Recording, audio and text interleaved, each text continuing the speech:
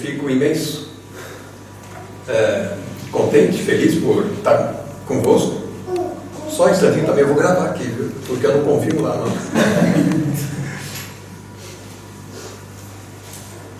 Muito bem.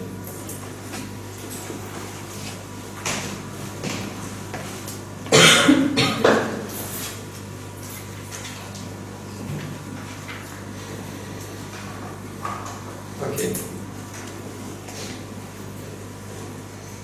Vamos dividir a palavra do Senhor, porque eu não venho aqui para ensinar ou fazer propaganda, coisa assim. Eu venho aqui mais para compartilhar com os irmãos, aprender com os irmãos.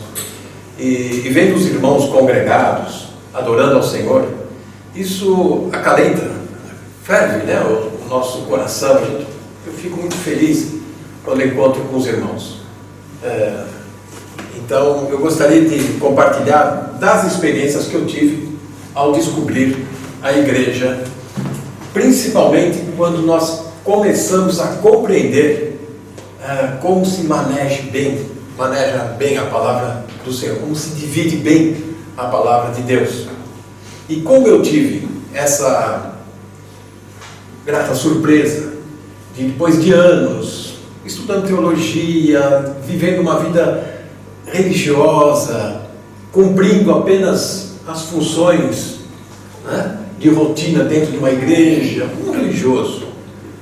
Mas chega um momento que a gente pensa que a vida cristã é só aquela, que ser cristão é só desse jeito, e só tendo esses costumes, fazendo isso e não fazendo aquilo, e estando todo domingo na igreja. Mas quando você se volta para as Escrituras e compreende, principalmente, aonde você está no governo de Deus, no plano de Deus, você faz parte da história de Deus. E o que é saber fazer parte da história de Deus? É saber que Deus conta contigo dentro da história. Como o Senhor, dentro do seu programa lá no passado, contou com Moisés, com Davi, com Daniel, esses homens do Antigo Testamento sabiam do momento que estavam vivendo, conheciam o Deus que adoravam, por isso eles eram fiéis, sérios, dedicados e determinados. Assim também como Pedro, João e depois o apóstolo Paulo, que digamos é o zênite, o apogeu da revelação. E quando nós encontramos e percebemos a importância do apóstolo Paulo no ensino da doutrina da igreja, o coração exulta, fala: me encontrei, é aqui a minha casa, é aqui, não é na Batista, não é na Metodista, não é nessas denominações. O povo de Deus está aqui, é aqui. Eu gostaria que você comigo pudesse abrir no Evangelho de Marcos, no capítulo 8, e em cima dessa experiência, dividir um texto.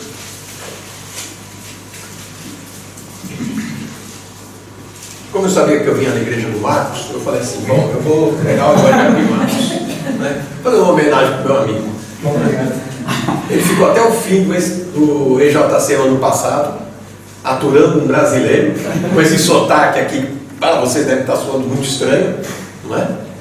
Então, Marcos capítulo 8, no verso 22, uma passagem muito conhecida, uma história, dessas histórias que fascinam a gente.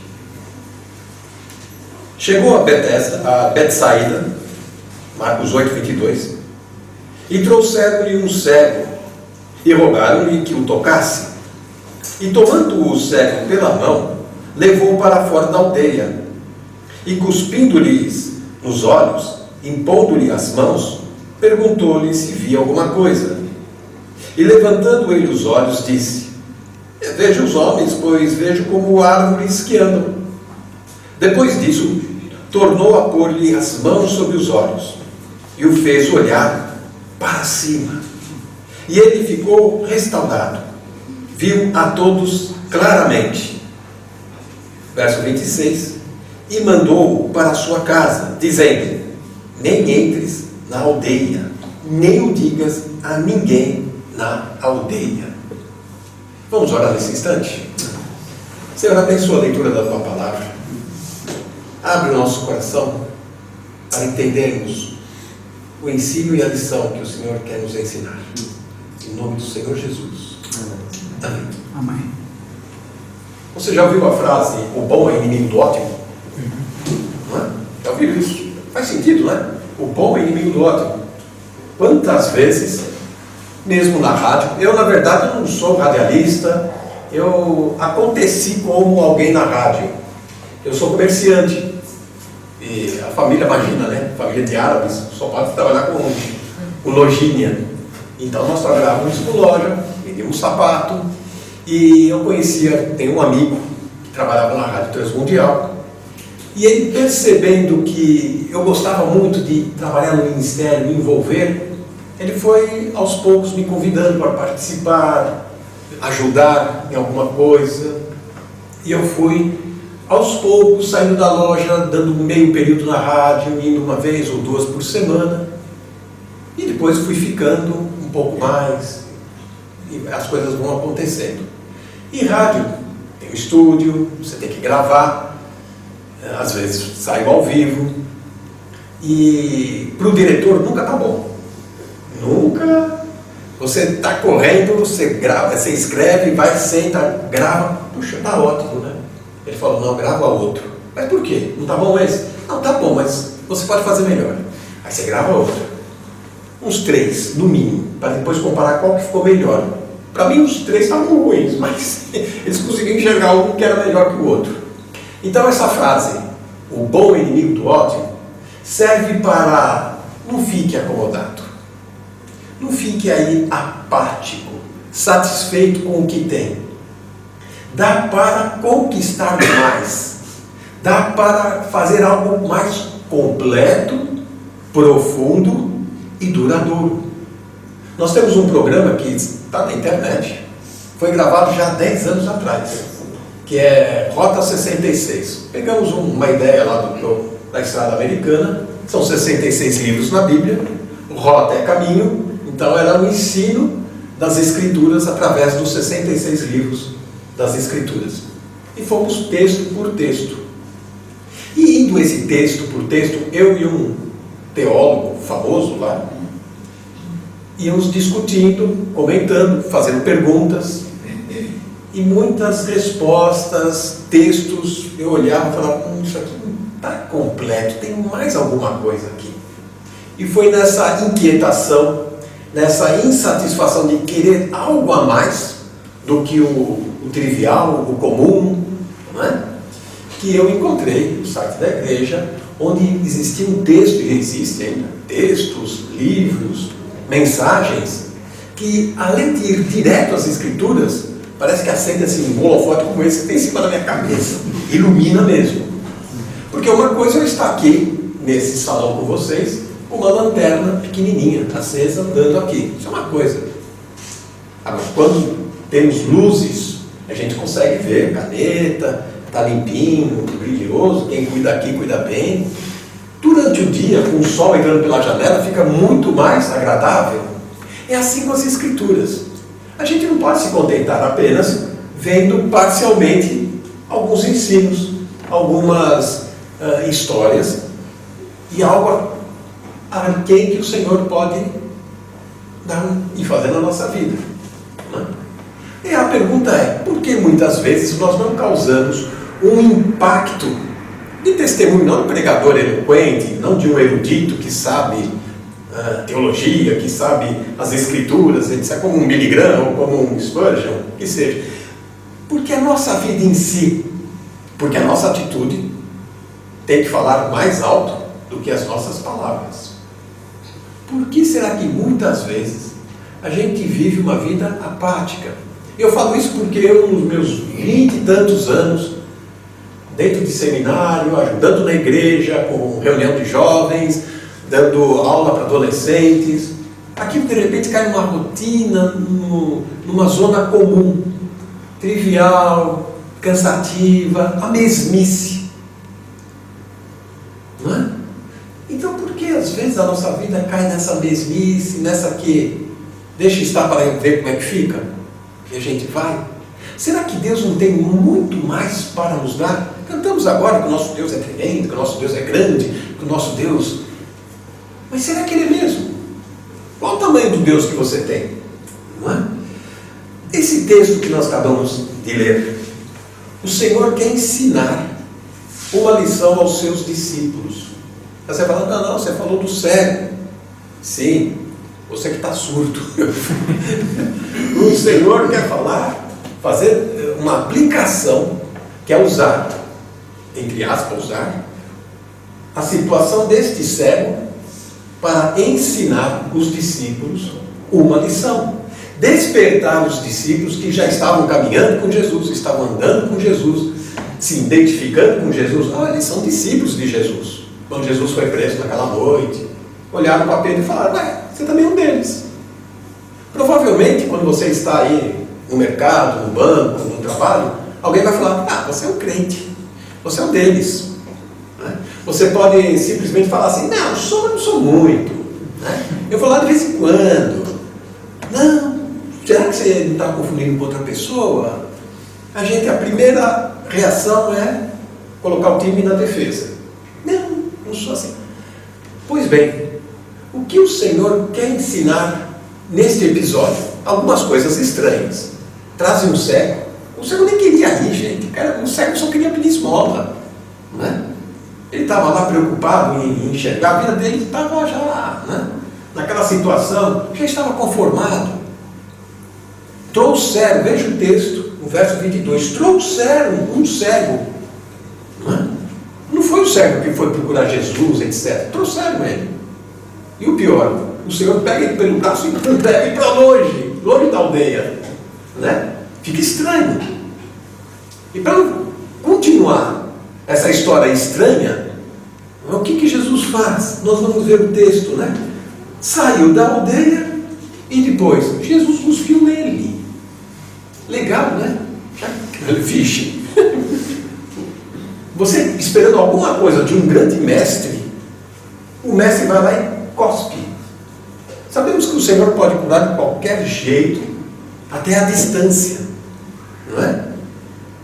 Ele não precisava ter feito isso. Pobre ceguinho, não é só porque é cego, Quem cuspiu em mim, ele não ia ver mesmo, Então, mas tem muito aqui para nos ensinar.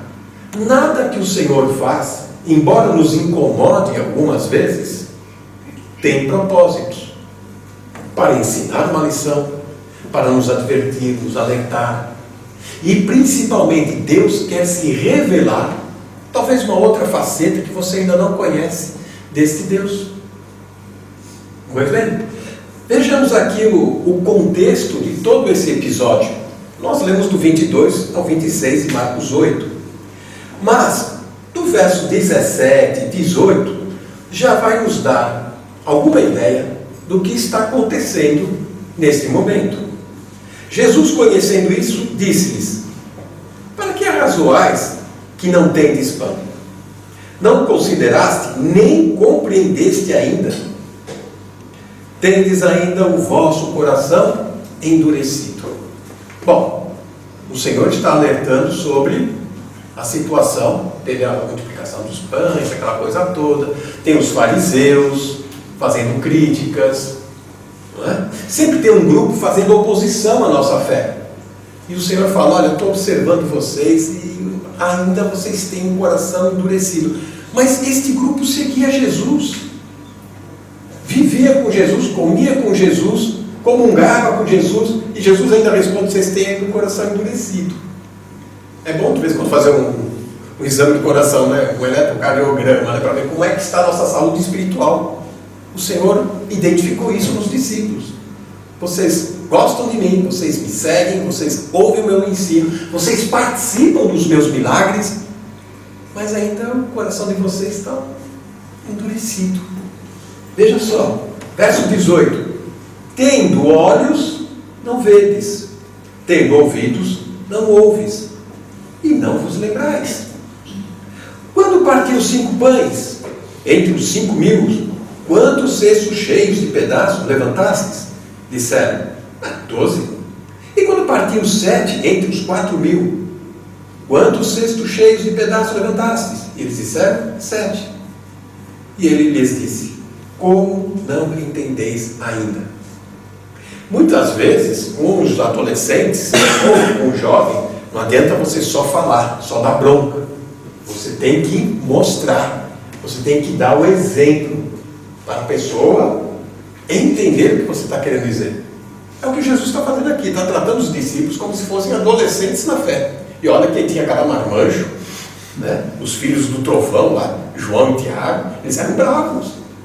E Pedro, então, com tudo que era santo, arrancava até a orelha com uma pequena espada. Não é? Muito bem. Agora, outra pergunta: o que acontece? Por que Jesus tira esse cego da porta da aldeia e leva para longe? Não é? Ele poderia fazer o milagre na porta dessa cidade, e assim o que aconteceria? Jogada de marketing, uma jogada promocional. Veja esse ceguinho, veja o que eu posso fazer com ele, né? Aí dá aquela cuspida, né? Todo mundo. Mas o Senhor levou ele para longe. Os métodos de Deus são bem diferentes e às vezes até esquisito na ótica da nossa vida. Poderíamos dizer e julgar assim: Deus poderia curar dessa maneira, Deus poderia responder a minha oração desta maneira, Deus poderia mudar a minha história desta maneira. Por que Deus não faz isso? Ele pode fazer, claro que Ele pode, mas Ele quer ensinar através desta situação, desse drama. Vamos ver algumas causas, né? Porque esse ceguinho, com todo respeito, chamando ele de ceguinho, ele teve essa reação depois que Jesus cuspiu nos olhos dele, impôs as mãos, e Jesus lhe pergunta: e aí, está vendo alguma coisa? Está vendo alguma coisa? O ceguinho: estou vendo umas árvores andando, parece os homens. Bom, aí para nós é uma boa indicação. Se ele fosse um cego de nascença, ele não teria noção do que é uma árvore, muito menos os homens. Tudo bem que ele apalpa, ele tem uma noção de tato. Mas se ele fala assim para se comunicar, provavelmente ele já é uma pessoa de idade. Estou inferindo, né? Estou supondo isso. E também uma pessoa que ficou doente, foi perdendo a visão durante a vida. E a sua vida foi entrando numa decepção, num desgosto. E a pessoa já está conformada com a situação de vida. Minha vida é assim mesmo. Tá bom. Ele poderia falar assim: não, olha, para quem não enxergava nada, está vendo uma sombra, já está bom, pelo menos não vou bater mais com o nariz na árvore, não é? Eu posso trombar aí uma barriga grande, um homem mais forte, mas tá bom. Para quem não estava vendo nada, o que é um pingo para quando tudo está seco? Ele podia pensar assim, não é? Então veja só, primeira situação: ele queria enxergar ou ele não queria enxergar? O Senhor está preocupado, é o Senhor que está provocando uma situação. Vamos responder uma primeira questão: por que o Senhor tirou ele de Betsaída? Betsaída é provavelmente a cidade, ou é a cidade natal de Pedro, de André, desses pescadores. E era uma cidade incrédula. O Senhor fez muitos sinais, muitos ensinos, muitas maravilhas na cidade, e o povo ficou indiferente. Conheço esse Jesus, eu conheço, é o filho da Dona Maria, conheço. Mateus capítulo 11, lá no verso 20 até 24, diz que o Senhor amaldiçoou Corazim, Betsaída, porque os sinais que foram feitos naquela cidade até serviria para Sodoma e Gomorra no dia do juízo. Mas aquela cidade não se arrependeu, não se comoveu, não foi sensível à ação de Deus. Portanto, o Senhor, já sabendo que aquela cidade não iria receber bem a palavra de Deus, não ia receber bem a manifestação do Senhor, tira aquele rapaz do meio dos incrédulos e leva e afasta ele para longe. Por quê? Estar no meio de incrédulos, estar no meio de pessoas que só criticam, que só questionam, ou que só faz chacota, só quer zombar o tempo inteiro, a influência é péssima. Isso enfraquece, endurece a nossa fé. E a lição do Senhor é o seguinte: fica no meio, fora dessa turma, fica longe. Fica aqui no meio dos crentes. Tá? Jesus e os discípulos estão lá. Os discípulos precisam aprender essa lição, porque eles tinham o coração endurecido, né? Embora participavam de tudo que o Senhor fazia, como nós participamos da igreja. Participamos do coral, dos cânticos, das orações, participamos da ceia, participamos da palavra. Aí o Senhor quer fazer um exame mais, uma radiografia da nossa fé. É o que Ele está fazendo aqui. Você está curioso com a cuspida, né? Mas por que o Senhor cuspiu? Já pensou se eu peço alguma coisa, o Senhor me manda uma cuspida lá do céu? Como é que fica? Né?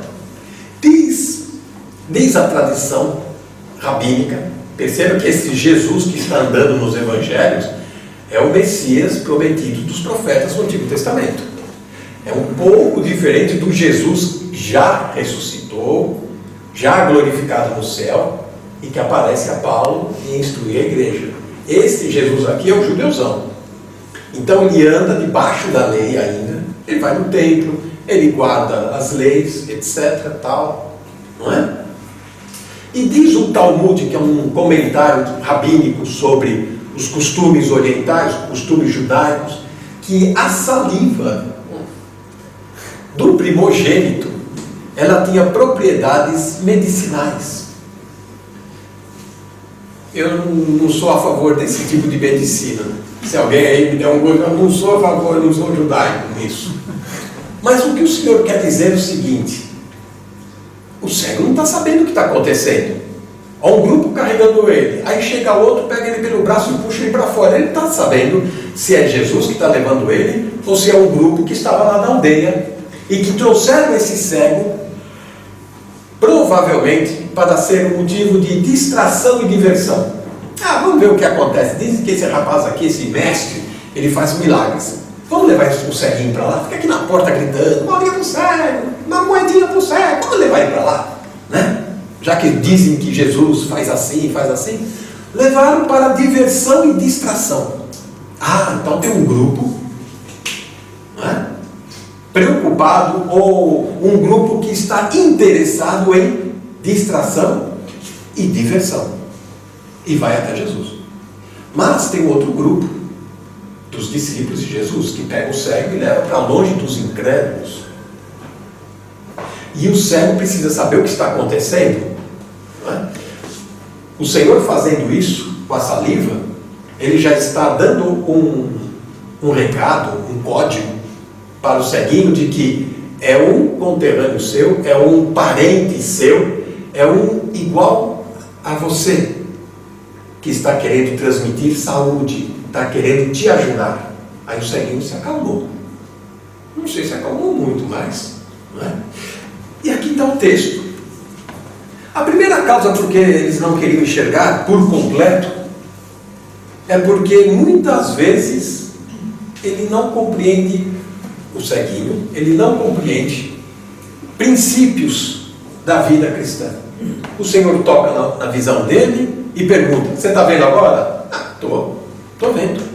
Estou vendo uma sombra, assim, de ar, de homem, não nítido, mas tá bom. Provavelmente ele parou nisso. Tá bom. Para quem não estava vendo nada, valeu o esforço, obrigado. Eu posso voltar lá para o meu trabalho? Preciso ganhar umas moedas do dia. Não é? Muitas vezes o Senhor faz assim na nossa vida. Ele faz uma primeira manifestação. Ele dá uma primeira luz. E aí, como é que está a sua vida agora? Melhorou? Você está mais satisfeito? Você está mais feliz? Seu coração está em paz? Você já tratou daquele pecado, daquele vício, daquela atitude? Como é que está a sua vida? Melhorou um pouco, eu estou mais calmo, já não brigo tanto. Tá bom, a vida é assim, vamos tocando para frente e tal, né?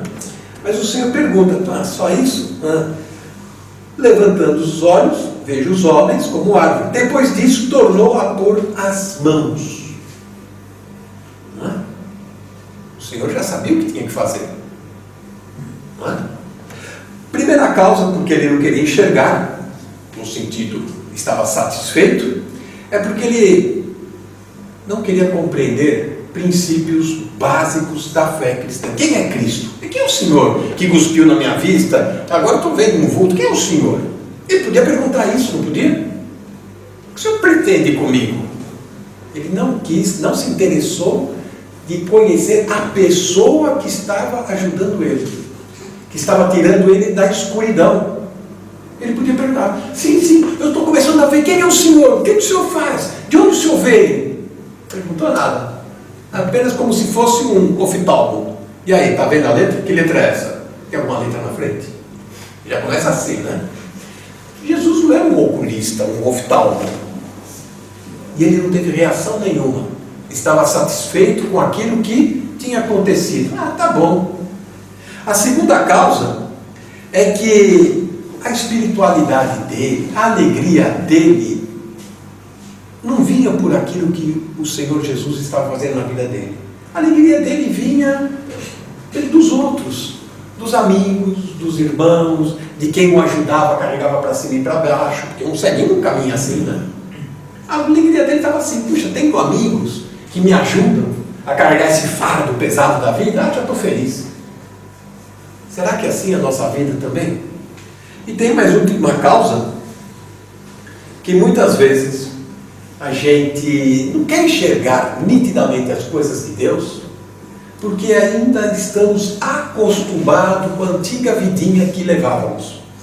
Era tão bom, né? Tem alguns pecados que eu acalento no coração, porque, já fazem tantos anos que eu faço assim, faço assado, então, sabe, Deus entende, Deus compreende, Deus perdoa. Mas o Senhor Jesus, Ele quer o quê? Libertação total. Ele quer iluminação plena na vida das pessoas. Colocou a mão e fez o rapaz olhar para cima. Agora você estava olhando aqui no nível horizontal, no nível onde você se relaciona com as pessoas. O Senhor fala: não, é para cima que você tem que olhar. O seu socorro vem do alto. Olhe para cima. Aí sim ele enxergou. Olha a reação dele.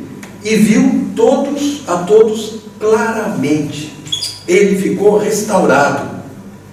E o Senhor mandou, e o texto aqui, ele é bem enfático, bem enérgico: nem entres na cidade, nem diga para ninguém dessa cidade o que te aconteceu. Você vai para a tua casa. E o ceguinho foi. Vendo tudo, né? Bonito, maravilha. Eu já sei o caminho de casa, sei até um atalho. E foi. Mas não voltou para a cidade. Não voltou para a antiga vida. Não voltou para os velhos costumes. Não voltou para mostrar para os outros amigos que queriam se divertir e se distrair com ele. Para mostrar: olha o que aconteceu comigo. Tá vendo? Vocês estavam brincando, achando que não ia acontecer nada. Aqui, olha meus olhos azuis. Tá vendo? Olha que bonito. Não, ele foi para casa. Foi a ordem do Senhor. O seu lugar não é na aldeia ou na cidade, no meio de pessoas incrédulas, pessoas que murmuram, reclamam, insatisfeitas, pessoas que só querem distração e diversão. Vai para casa, fique com os seus. Com certeza ele ia falar das maravilhas daquilo que o Senhor fez na vida dele.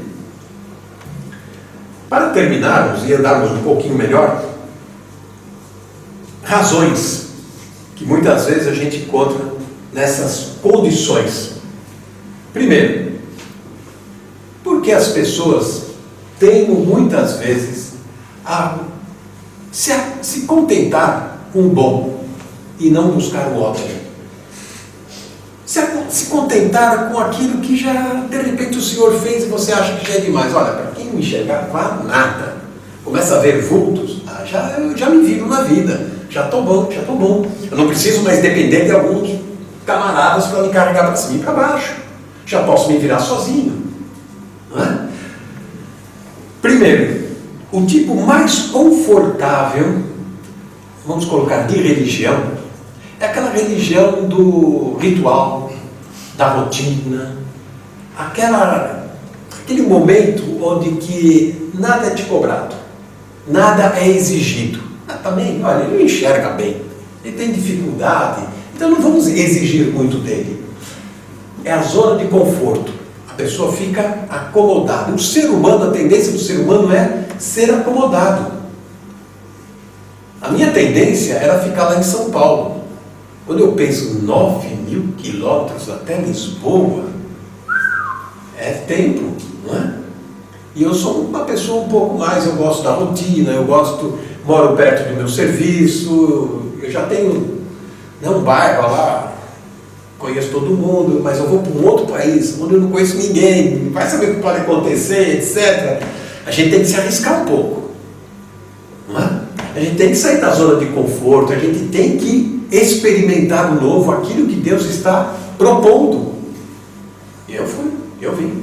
Vocês estão me suportando até agora, estão se comportando muito bem, parabéns.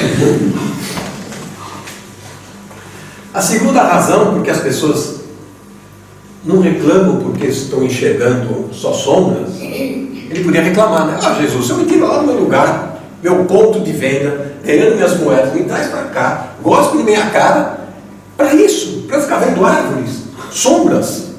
Ah, se é assim, me deixa lá. Ele não falou nada, para ele tanto faz como tanto fez. Muitos crentes são assim, tanto faz, tanto fez, deixa assim, deixa estar para ver como é que fica. Muitas pessoas misturam suas próprias ideias de igreja, de Deus, de fé. Aí eu vivo a minha fé do meu jeito. Eu vou na igreja assim, sem forçar. Ok, Deus do céu, perfeito. Mas será que Deus não tem mais para te oferecer? Será que você não tem mais para conhecer de Deus?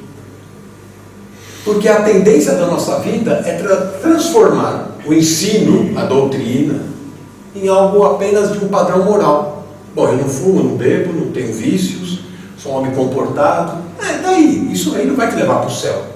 No inferno está cheio de gente boazinhas, não é? Então, essa é a situação desse camarada. Uma outra razão, e essa é mais complicada, nunca estão interessadas na doutrina. O que é doutrina? O Senhor reclamou dos discípulos, vocês ainda têm um coração endurecido, vocês precisam aprender uma lição. Vem aqui, pegou o ceguinho, levou para lá, veja só. E depois o Senhor dá instrução para o ceguinho. Olha, você não vai entrar na aldeia, você não vai contar o que aconteceu, veja quanta coisa, vai para casa. E ele foi. Certo? Isso é doutrina, é ensinamento do Senhor. Ora, doutrina, para aprender doutrina, estes conceitos bíblicos da verdade, isso mexe com os nossos valores. Isso vai mexer com muitas coisas que carregamos, que achamos que pode ser levado adiante. E o Senhor estava olhando os discípulos e falando, o coração deles ainda está pesado, eles estão carregando muitas coisas. Eles viram multiplicação de pães por 2 vezes e mesmo assim eles estão desconfiados, eles têm fé, mas não têm muito. O rapaz que foi curado, quando ele viu nitidamente, ele foi restaurado. Teve outra vida, outra transformação, não voltou mais para a velha vida. Não é? A doutrina nos força a uma autoanálise do nosso comportamento, do nosso ser, daquilo que Deus quer formar em nós. O caráter de Cristo em nós. Através das Escrituras, com a ação do Espírito Santo. Quantas vezes nós gastamos tempo na semana lendo as Escrituras no sentido de procurar esses detalhes para aplicar na nossa vida? Hoje eu li as Escrituras. O que eu vou mudar na minha vida com aquilo que eu li? Uma melhor adoração? Muito bom. Deixar algumas manias, algumas fofocas, mexerico, algumas... O que eu preciso mudar? Como eu posso ler cada vez mais as Escrituras para ficar parecido com o caráter de Cristo? Esse é o objetivo de Deus na nossa vida. A gente não vem na igreja só porque aqui é a igreja, outros vão no Estádio da Luz porque lá é a igreja deles, outros vão no cinema ou na danceteria porque lá é a malta que eles se reúnem, etc. Eu vou lá porque eu gosto daquele grupo mais calmo, mais educado. Igreja não é só lugar de gente educada, não é só lugar de gente amável, não é só lugar, é lugar de aprender a verdade das Escrituras. Porque são estas verdades que provocam uma autoanálise na nossa vida. Foi o que Jesus estava propondo para os discípulos. Vê a situação no vosso coração. Primeira multiplicação. Olha que lição que ele estava dando. E o ceguinho lá do lado ouvindo. Que multiplicação? Não vi nada. Não é? Estava lá, curioso. Desperta curiosidade. Mesmo não entendendo, o ceguinho já estava curioso. Que multiplicação? Quantos cestos? Por que não me chamaram? Poxa, eu com fome, cadê vocês? E Jesus cobrando dos discípulos. Vocês viram aquele episódio? Vocês viram? O Senhor podia estar cobrando isso da igreja também. Vocês estudaram sobre esse assunto, vocês já estudaram sobre esse assunto, vocês conhecem as Escrituras? E aí? Como está o coração de vocês para ouvir a voz de Deus? Bom, como a cura pode proceder? Primeiro, sem nenhuma precipitação. Olhando bem o ceguinho, ele foi muito honesto e sincero com Jesus. O Senhor perguntou, ele podia estar assim, né, limpando os olhos, né, com um tecido lá no vestido dele. Tá bom, Senhor, tá bom, estou vendo aqui alguma coisa, acho que a porta é lá, né? Eu posso ir, obrigado. Ele foi honesto, ele foi sincero. Será que nós estamos sendo honestos e sinceros em nossas orações? Ou vamos nos precipitar? Ah, o Senhor já respondeu, eu vou fazer isso. Calma, espera. Não. Deus falou comigo, mas a pessoa está tão desejosa de fazer aquilo, de ter aquilo, que ela fala, ou ela transfere a culpa e os interesses para Deus. Não, Deus me deu. Deus mostrou para mim. Tem certeza? Não se precipite. Dê tempo para Deus trabalhar na sua vida. A segunda motivo da cura, caminhar com desânimo. É o caso do ceguinho. Sem esperança. É o caso do ceguinho. A vida dele era daquilo, não ia sair daquilo, perdeu. O diabo muitas vezes tem conseguido vitórias fantásticas, jogando decepção, desânimo, tristeza e uma vida sem visão. O que é sem visão? Não visão física, visão de futuro, de planejamento. O que será na minha vida espiritual daqui a 1 ano, daqui 2 anos? Será que eu vou crescer? Será que eu vou contribuir com a igreja? Será que eu vou, de fato, como esse cego, voltar para casa e falar para os meus lá de casa? Ou será que eu vou ficar na porta da cidade? E quem está na porta está com o pé dentro, né? No meio dos incrédulos, ouvindo coisas, insinuações. Ou você ouve o que o Senhor fala na sua palavra, no seu ensino, na sua doutrina, ou você vai acabar dando ouvido às coisas do mundo. E o pior, as coisas da religião. Ah, mas religião tudo é bom, né? Tudo fala de Deus, né? Todos os caminhos levam a Deus, é uma maravilha. Se tem um momento que deixa o Senhor Jesus revoltado, irado, se é que eu posso usar esses termos, foi quando Jesus teve que censurar e lidar com os religiosos do seu tempo, os fariseus. Então, religião, os religiosos, eles são piores muitas vezes do que os mundanos. Então nós temos só essa opção. Ou a gente ouve o Senhor, nos aprofundemos nos ensinos das Escrituras, ou será que seremos seduzidos pelas vozes lá do mundo? Quero terminar com uma reflexão breve. Estamos sendo conduzidos por homens para virarmos diversão, distração. Nós viemos à igreja por distração, por diversão, para outros interesses, ou nós estamos vindo cá para aprender, adorar o Senhor e aprender das Escrituras como tratar do nosso coração? Onde está a sua aldeia? Será que você está muito sentado à porta da aldeia, mendigando lá algumas moedinhas, ouvindo algum burburinho da cidade, alguma novidade, alguma notícia, e que essas coisas são gostosas de ouvir, né? Coisas que acontecem, viu o que aconteceu com fulano? Eu soube da ciclana que fez aquilo outro. Credo! Ele era cego, mas ele não era surdo. Então ele ficava na porta da cidade, ele ouvia tudo, não é? Então ele falava assim, não, eu aumento, mas eu não invento. Fulana fez isso, ciclano fez aquilo, que virá o que a vida?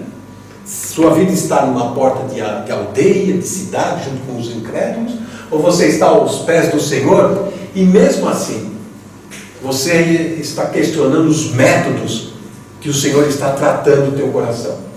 Estranhos, esquisitos, pode ser uma cuspida, com saliva, pode ser perguntando como é que está a sua vida, e você fala, como perguntando minha vida? Minha vida está um caos, está tudo parado, eu não tenho mais perspectiva nenhuma, não consigo enxergar nenhuma solução. Você não consegue enxergar nenhuma solução?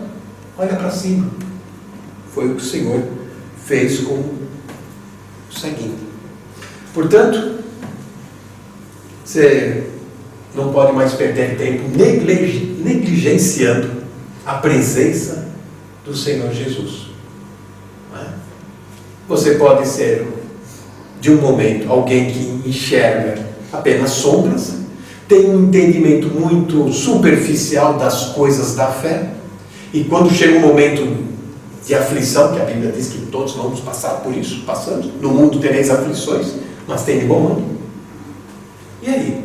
Se temos uma vida e uma fé superficial, como será então? Vamos orar? Alberto, antes de orar. Pois. Posso? Pode. Eu ia só pedir aqui ao irmão Alberto, Sim. porque, como vocês poderão eventualmente imaginar, a gente conversa muito. E ele conversou comigo sobre não entrou muito em detalhe, mas falou comigo sobre isto. E ele disse-me duas coisas que eu gostava. Bom, primeiro ele perguntou, vê lá o que você vai falar lá, hein? Tá bom, não fala sobre isso. Nada disso. Mas ele referiu na nossa conversa duas coisas que eu gostava que ele pudesse explorar. Uma tem a ver com o nós estarmos satisfeitos com o que conhecemos e doutrinalmente somos um desastre. Porque não conhecemos coisas profundas de Deus. E ele até referiu e disse, eu gostava que explorasse isso, porque é que para um indivíduo ver claro, a luz incomoda, não é? Eu gostava que explorasse essa situação. E gostava de dizer isto ao mesmo tempo, e já agora aproveitava para dizer que eu recomendo que vocês ouçam as 3 mensagens que estão publicadas no site da Igreja Quinta de Conte, foram as 3 mensagens que ele deu, da sexta-feira passada aos jovens, ao sábado a famílias, aos casais, e no domingo Tempestade na Vida. E ainda a de quarta-feira, que ainda não está publicada, provavelmente só vai ser publicada amanhã, que é o estudo bíblico. Porque ele falou no estudo bíblico, nesta quarta-feira, que foi ontem, sobre um assunto que a maior parte das pessoas estão completamente a leste e estão a ser minadas e envenenadas. Porque estão satisfeitas em ver pouco. E quando a gente vê pouco, a gente não vê claro. E a gente não vê o que deve ver. Quer explorar só um bocadinho? Desculpa lá. Mas eu penso que isso é tão importante e eu estou curioso dessa da luz de comentários. Deixa eu começar com um exemplo. Lá em São Paulo tem um restaurante, ou alguns, que tem a mania, o estilo de fazer um salão com luz baixa. Já viram isso? A luz fica só em cima da mesa, fica um negócio mais intimista, você com a esposa, no meu caso, e você mal enxerga a mesa do lado, isso cria um pouco mais de intimidade, aquele ambiente mais aconchegante, escuro, né? Então tem um restaurante lá, o Juca Alemão, já vou falar até o nome, porque quem for ouvir essa mensagem vai falar, eu não vou mais lá, né? Eu fui com minha esposa, né? Restaurante alemão, né? Porque é um bairro lá típico. Pois bem, tudo ali é confortável, né? Dia seguinte estou lá na loja, compro o jornal, põe no balcão, abrindo a loja, começando o dia, eu vejo lá. Secretaria de Higiene e Saúde fecha Juca Alemão. O restaurante que eu fui ontem, né? Por quê? Pouca luz esconde muita sujeira. Disfarça muita coisa. O ambiente parecia ser agradável, parecia ser assim, confortável, parecia ser íntimo, algo assim, discreto. Você está aqui, um pouco você vê quem está na mesa do lado, você fica muito com a luz só em cima, muito bom. Porém, aquele ambiente na penumbra esconde muita sujeira. Eu não vou entrar em detalhes. Assim também é a vida. A vida cristã, você pode andar na penumbra pela vida toda. Mas o Senhor quer iluminar. E a luz, ela incomoda. Sai você de um quarto escuro, né, e vai para o sol agora no verão, né? Você sai do quarto, você incomoda, né? Você fica até nervosa. Puxa, quem acende essa luz? Imagina, né, no quarto escuro, quando alguém está dormindo, chega e acende a luz, né? Então a luz, a princípio, incomoda. A princípio você fica até um pouco chateado, bravo. Poxa, essa luz aqui está me incomodando. Para com isso. É assim quando nós enxergamos as Escrituras de maneira plena, né? Em plena luz. Eu encontrei essa verdade que está lá em 2 Timóteo 2,15. Vocês conhecem muito bem. Que diz o texto: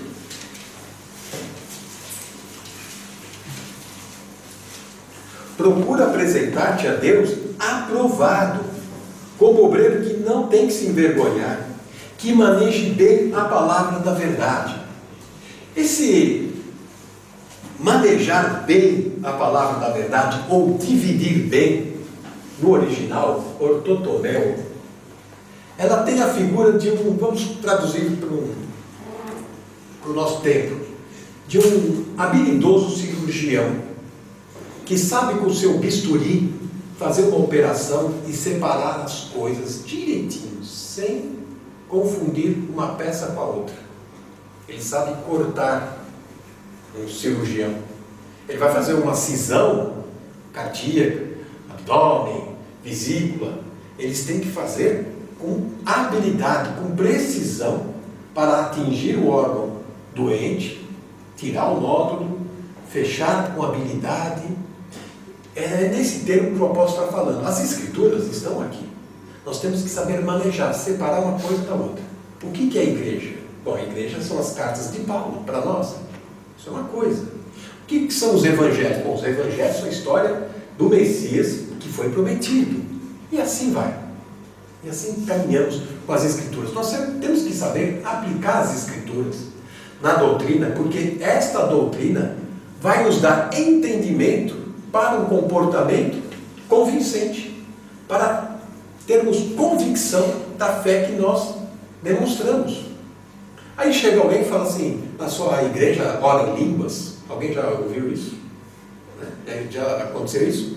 Na sua igreja tem profetisa que levanta e fala: olha, o Senhor tem me revelado que aqui nessa igreja tem uma irmã que... Aí todo mundo, né? Será que a gente sabe responder essas questões? Por que aqui não tem ninguém que fala em línguas, não tem profetisa, né? E por aí? Mas por quê? Saber dividir as Escrituras, perceber aonde nós estamos. Quando eu estudava teologia, quando eu estava na igreja, tudo era religião, tudo era uma coisa só, tudo era árvore e homem, sombras. Eu só sabia distinguir isso. Porém, quando a gente começa a dividir as Escrituras, estamos na dispensação da graça, é a igreja. Aí você começa a sentir a sua responsabilidade no plano de Deus. Onde eu estou agora? No plano de Deus. Eu faço parte do corpo de Cristo. A igreja é o corpo de Cristo. Opa, então eu tenho que me cuidar. Eu tenho que levar as coisas de Deus a sério. Deus precisa de mim, vamos colocar assim, para um bom testemunho da fé. Portanto, o começo de enxergar, para quem estava na penumbra, no início incomoda, não é? No início atrapalha. Por quê? Muitas áreas da sua vida você vai ter que renunciar, você vai ter que deixar, porque não é no agrado do Senhor. Jesus quis mostrar na prática para os discípulos, com aquele episódio desse cego, exatamente isso para os discípulos. Olha, vocês estão andando comigo há muito tempo, estão vendo os milagres, ouvindo os ensinos, mas a conduta de vocês ainda é de um religioso. Por isso que ele fala, olha, cuidado com o fermento dos fariseus. Vocês vão virar igual eles lá fora. E não é isso que é andar com Jesus. Andar com Jesus não tem nada a ver com religião, não tem nada a ver com teologia. Tem a ver com vida prática. E vida prática, como eu coloquei no começo, traz alegria, traz paz, traz entusiasmo de viver e de anunciar a Jesus. Meu maior prazer não é passear na Europa, não é ficar na casa do Carlos comendo o bolo que a Lúcia faz, vir na casa do Fernando e gente, depois eu conto o que eu vou vir na casa do Fernando, sabe? Meu prazer é ver os irmãos, compartilhar com os irmãos, incentivá-los, não é? Vocês conhecem o Scolari? Aquele técnico de futebol? Filipão, né? Pois bem, ele no Brasil, ele é considerado um grande motivador. Ele pegou uma equipe que estava com grandes jogadores, um grande investimento, porém, o técnico que estava lá, ele era muito teórico, ele era cheio de esquema, e os jogadores não conseguiam compreender como deveria agir em campo. E o time não andava, não jogava bonito, não agredia o adversário, não acontecia nada. Era chato, dava sono. Como muitas vezes você vem para a igreja e dá sono. Chamaram esse Filipão, o Scolari, e ele não é um estrategista, né, de técnico. Ele é um motivador, ele despertou os valores que cada atleta tinha. Ele falou, você joga de avançado, e não fica aqui na defesa, você está atrapalhando, vai de avançado. E você também, o que está fazendo aqui? Vai para o outro lado direito. E mexeu com o brilho dos jogadores. E eles foram campeões no ano passado. O que o Senhor quer fazer com a sua igreja? Primeiro, mexer com o nosso brilho. Né? Como jogar uma saliva para que você fique incomodado e se remexa. Né? Essa saliva pode ser tantas coisas, que você não espera que o Senhor faça isso na sua vida. Mas muitas vezes é o Senhor que está querendo despertá-lo. E a igreja é feita de dons. Todos nós aqui temos dons. Esses dons servem para edificar uns aos outros. Exortar, consolar, animar uns aos outros. Não é só o púlpito, a pregação, levanta e vai embora, não é? Como se tivesse acabado o cinema e você vai embora. Congregação, corpo de Cristo, é isto. São os dons sendo usados para edificar um irmão com outro irmão. Um é forte nessa área, o outro tem mais anos e caminhos com o Senhor, pode ajudar aquele que está chegando agora. Talvez o outro com um simples sorriso já alivia a dor e a solidão de alguém. Talvez o outro que senta e começa a ouvir os problemas do outro. Isso é dom. E orar um com o outro, isso fortalece. Isso mostra, puxa, eu sou importante para este grupo. Eu tenho uma família, eu sou alguém. Isso mostra que Deus me ama, que é o mais importante. O Senhor fez tudo isso porque o Senhor ama, tem interesse nas pessoas. Vai para casa, conta o que aconteceu, mas não entra mais na cidade, não fica mais por aqui. Não conta para ninguém, mas vai para lá. O seu lugar é lá. Ok? Tá bom? Podemos orar? Alguém tem uma pergunta? Só quero dizer uma coisa. Não, falei alguém. Não, eu depois esqueço. É que os irmãos lá na igreja mandaram saudações para todos vós. Eu já devia ter dito isso logo no início. E especialmente o nosso irmão Fernando, que vocês bem conhecem, o Nando, e o nosso irmão José Carvalho. Um abraço para todos. E antes de orar, agradecer mais uma vez, né, a atenção de vocês, o carinho dessa igreja. Eu vou levar, assim, o resto da minha vida, né? Porque já, né, o cabelo branco está acontecendo, vocês percebem, né? Então são momentos que marcam na vida da gente. Vamos orar então? Senhor, o Senhor conhece o nosso coração, sabe o estado, o ânimo, conhece, Senhor, os nossos passos e sabe muitas vezes que nos precipitamos. andamos decepcionados e andamos inquietos e até conformados e acomodados. Mas queremos que o Senhor venha tocar como o Senhor tocou na vida desse servo, mostrando e erguendo os nossos olhos para olhar para cima, de onde vem a nossa esperança, nossa fé, e onde nós podemos encontrar o amor verdadeiro. Ó Senhor, venha falar nas necessidades de cada coração aqui. Venha atender, Senhor. Venha fortalecer esta igreja aqui. Amém. No nome santo do Senhor Jesus. Amém. Amém.